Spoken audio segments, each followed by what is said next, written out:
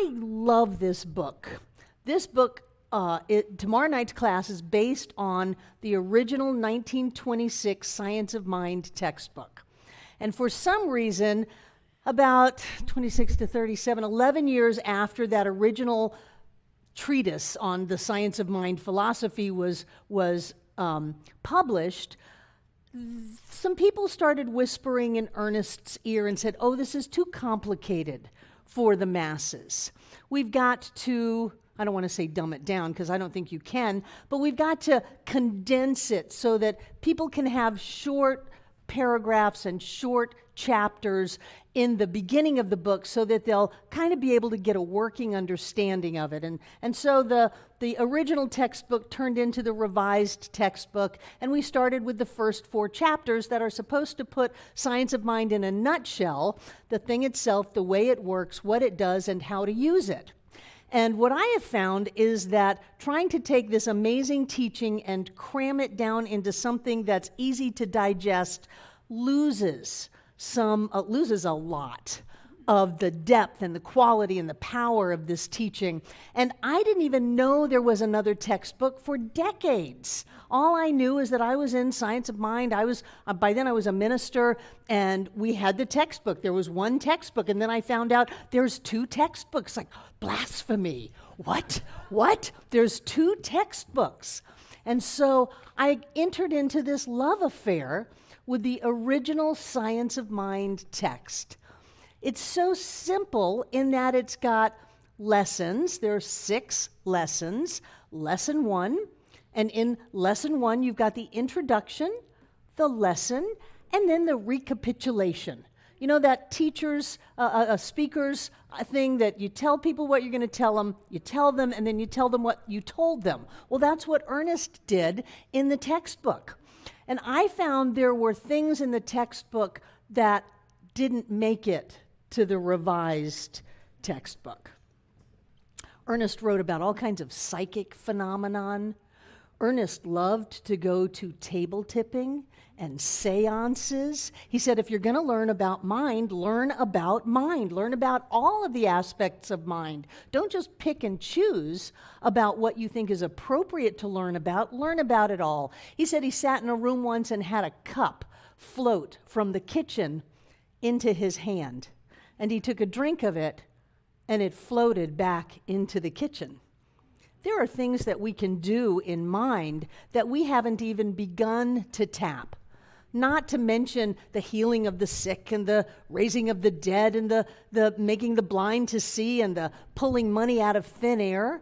But there are all kinds of other things that we can learn through this teaching. And you know me, I like to push the envelope a little bit. I like to be the bad girl of religious science and say, let's bring back the discussions on sex in the textbook. Let's bring back the psychic stuff in the sex book. Well, here I am in the textbook. Let's bring back some of those ideas that really open us up to the possibilities of life, to all that life has for us. And so I wanted to give us just a little bit of a general overview of what I think is so important in this teaching. First of all, it's not called Science of Mind. It's called Science of Mind and Spirit. But somehow, the powers that be decided that spirit was too much like the spiritualist movement that was going on in the country. It's kind of like, don't call it Science of Mind because it's too much like Scientology, as if we can't learn to differentiate that. I would vote that it would be called the Science of Spirit. It makes more sense to me. What is mind anyway? People translate it into thinking it's their brain, and it isn't. Mind, the way Ernest used it was the energy, was the ether, was the interconnectedness of all life. Let's call it the Science of Spirit. And if not, we'll call it the Science of Mind and Spirit, the original name. And one of the things that I like about this early textbook is it's a little bit raw. And what Ernest says is that we're not going to try to convince everybody of this teaching. What we're going to do is we're going to talk to the people that already have some kind of an inkling that there is a greater possibility of life, that we can have more joy and more love and more abundance and more health and more wholeness in life, that we were not put on this planet to suffer, that we are not a cosmic joke or a pop quiz with the winning or passing or failing of it being eternal hell or eternal whoopiness with the people that are in like mind, which I'm not sure I want to whoopee with them anyway. But there's something better going on. There's something more going on. And so he said, let's start off explaining the teaching to the people who can see a little bit beyond, who don't believe that just because it's hard and fast means it will never change, who believe that maybe there's something wonderful and powerful within us all that can be brought forth, who believe that there's a power and a presence that will support us in having a better life. Let's talk to those people instead of trying to convince people who are believing that life is out to get them, that there's no way out, that we're victimized, and that we shouldn't even try to have a better life, that there's some anthropomorphic deity up on a cloud that has already decided our fate. He said, forget about that. And what will happen is the people who already have an inkling that a better life is possible will be able to use these principles and use these teachings to demonstrate a life that keeps getting better and better and better. And then before you know it, the other people will look around and go, hey, I want some of that. Hey, I want to know what you know. I want to have a little bit of what you have. And so I look at that as that's what we do here. Not everybody that comes in the door stays. You may have noticed that. Some people say, y'all are crazy. You guys think that every day is the best day ever? Well, how can you have that? There's only one best day ever. You get one best day ever in your life, and chances are you already had it, so the rest of your days are doomed. And you're going to stand up there and say, today's the best day ever. Today's a happy day. You people are happy-holics. I just made that word up. Happy-holics. Not everybody who comes in stays, because as I have often said, this teaching is not for the faint of heart. This teaching asks a lot of us. This teaching asks us that not only do we believe it, not only do we understand it, do we learn about it, do we practice it, but that we stand our life on it. That we awaken in the morning and we claim the day and we decide what the day will hold for us, and we set our intention, our thoughts, our words, and our feelings upon that, and then the day becomes that for us. This teaching asks us to demonstrate it, not just talk about it. And so when I get a group of people whose lives are getting better and better and better, I know that we are in harmony with being the religious scientists or the science of minders, whatever we're calling ourselves, by taking these teachings and manifesting them in our lives. It's amazing what the possibility is. And it's amazing to me what the choices are. Because we can either choose to live our lives in oneness.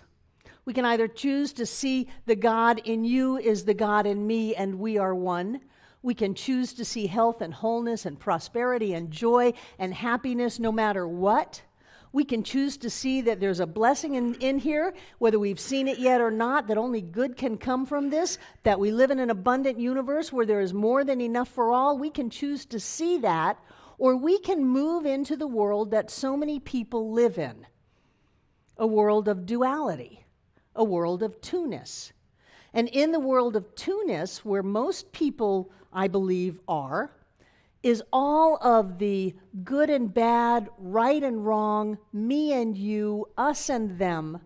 It's all of the God and the devil, that there is a power for good and there's a power for evil, and that I can have that affix itself to me. I mean, even in this kind of an environment, people go, well, you got to get the entity off of you, that just kind of latched on while you were at the mall. Nothing latched on to us. There's nothing there. There's only light and love and peace and joy and harmony, and our choice is to live in that oneness or to live in the two-ness. And when we live in the two-ness, it's so easy to get seduced into thinking that there are outside powers, that somebody can do something to me, somebody can take something away from me, that there is a situation that's beyond my control. When we live in the two-ness, it looks like two-ness. I mean, here I stand, and here's me, and here's you. It sure looks like there's two of us. And then we hear these more metaphysical thoughts that say we are both the individualizations of spirit. We are both, even to fine-tune it more, we are both spirit individualizing itself as us. We are one and the same. There is only one. It reminds me of Rumi, who said, "You are not the drop in the ocean. You are the ocean in the drop." And there's only one drop. That we are not a piece of spirit. We are not a physical being having a spiritual experience. We are a spiritual being having a physical experience, and there is only one spirit. And so we move into these ideas that say we have free choice. I know, sometimes I'm right there. I'm not sure I want free choice. I mean, couldn't I have been an individualization or an individualized point of spirit where everything is just great? Couldn't I have already been individualized as enlightened and only love and joy and happiness and bliss? Wouldn't that be great? Except even that kind of bondage is still bondage. And so here we are, the infinite in form as us, the whole ocean in the drop, that is us. And because it is infinite, you can't have any limits on it. And so if you don't have any limits on it, then anything is possible. It's a two-sided coin. Anything is possible, which means we can royally screw up our lives because we are wielding the power of all creation in our thoughts, in our words, in our actions, in our feelings. We can focus on fear and limitation and negativity. We can allow ourselves to be angry and separated and go into the darkness, and we will live that. Or we can focus on this idea of oneness, that there is something within us that is all things. There is something within us that is connected to all things. And it is what we are. And when we can focus on that, then that connection is made manifest. So, yeah, the deal was almost about to just crash and burn, except that phone call came in at the last minute. Well, what brought that phone call in? The consciousness that says there's always an answer, there's always a solution, only good can come from this, and spirit is all that there is. And so then, instead of crashing and burning, everything works out. Then, when we didn't know how there was a way, how there would be a way showed up. Because we are in the oneness. The power of the oneness is amazing. Not only does it connect us with everyone and everywhere and everything, and catch this, every when. The past and the future are all in this now moment. All possibilities are in this now moment. Not only does that oneness connect us, much like the native people used to say, or my native teacher, Rocking Bear, used to say, that there's a golden spider web, and it connects everything. And Grandmother Spider can move on that spider web wherever she wants to be. And so if you look at that in the light of quantum, there is only this point right here and right now, but it's not a separated point. It is all points in form as this point now. And you and I are Grandmother Spider. And we can go anywhere we want to go. We can connect with anything that we want to connect with. We can be anywhere that we want to be. We can have whatever it is we choose to have. We can know whatever it is we need to know. That's where intuition and guidance comes in. How did we get that guidance? Somebody didn't come knocking on our bedroom door at 3 o'clock in the morning and say it. We just got it. How did we get that? We got that because we are everywhere at once.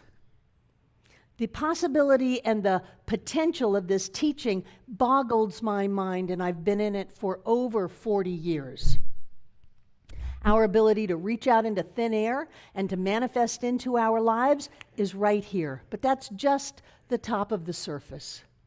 Our ability to open up to amounts of joy and love that are infinite is right here. How we can feel bad is beyond me. We've got to really work at it. We've got to turn our back on all of the support and love and joy of life, and we've got to just focus on this one little nitpicky thing that somebody did wrong. But you don't understand. That was wrong, wrong, wrong. No, you went into two-ness. Come back to the oneness. Come back to the idea that says there's a power within you that can do things that even you have no idea about. That we wield this power, not because we are super cool kids who go to Center for Spiritual Living Asheville, not because we are special, but because we are all. We wield this power simply because we are. We don't have to turn into anything. We don't have to get anything. We don't have to go anywhere. It is the essence of who we are. A life of joy, a life of happiness, a life of health and wholeness and prosperity. And for me, to have that available to the world. We have over 10,000 people on our website every month.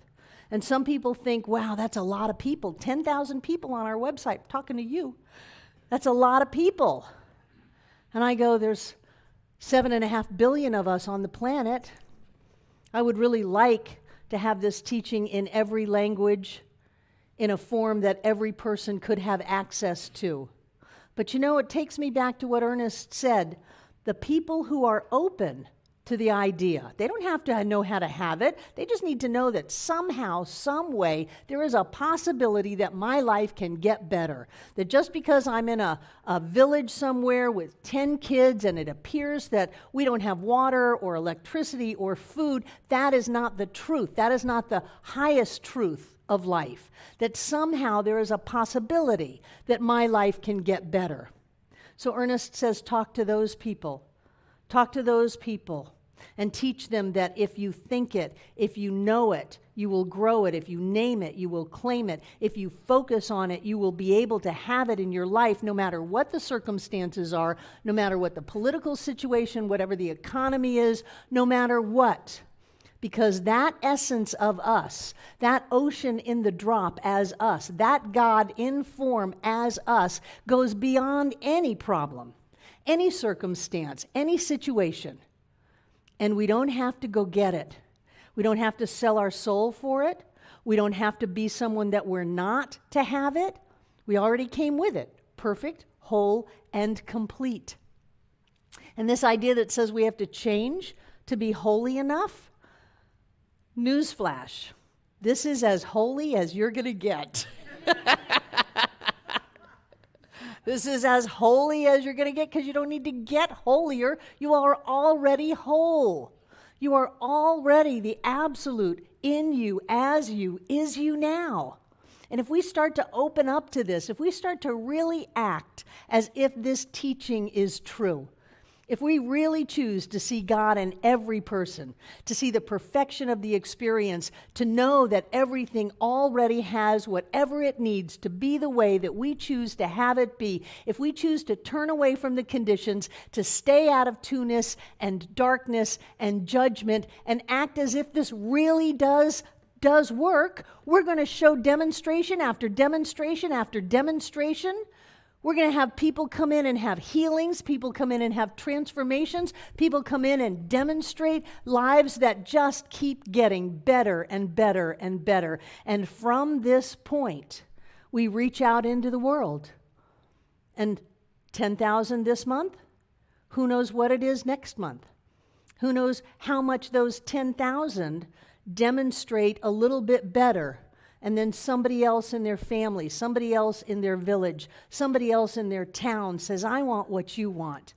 And before you know it, this illusion of duality and darkness is vanished.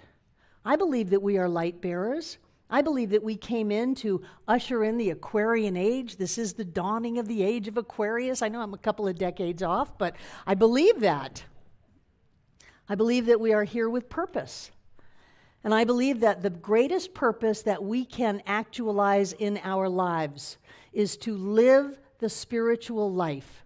But that doesn't mean to be all pious and holy and better than. For that matter, it's more like Mother Teresa, that we're all in this together.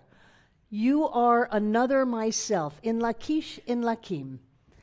You are another myself, and I am you, and I see me in you, and I see you in me. And when I can see that, I feel the oneness. I open to my power.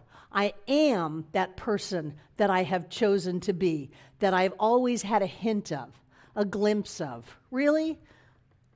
Really, is life supposed to be a struggle? You remember saying that when things were really tough? Is this really what life's all about? It's like, what's it all about, Alfie? Is this really what life is all about, that I'm supposed to struggle and scrimp and work 3 jobs and never have enough and be afraid? I don't think so. I think there is a part in all of us that, given half a chance, will wake up and rise up and say life was meant to be better. And I don't know how it's going to happen, but I know that there is a way. I don't know what to do, but I know that I will be divinely guided and directed the entire way, because something is in me and something is in you. This is a wonderful path that we're on. In the original 1926 Science of Mind textbook, which I will remind you not only is on a free PDF download, but you have 10.5 hours of Barbara Waterhouse reading that as an audio book, and I've been tuning into that. I am an excellent reader. I am an excellent reader. Now, I know that it took me 10 years to do that. That was my back burner project for 10 years, to get the original textbook on audio file for a free download, because not everybody can read. Not everybody can read English. It's interesting, a lot of people speak English. So I was listening to myself, and I was reminded of some of the amazing things that Ernest says in that. And I'll start with my favorite.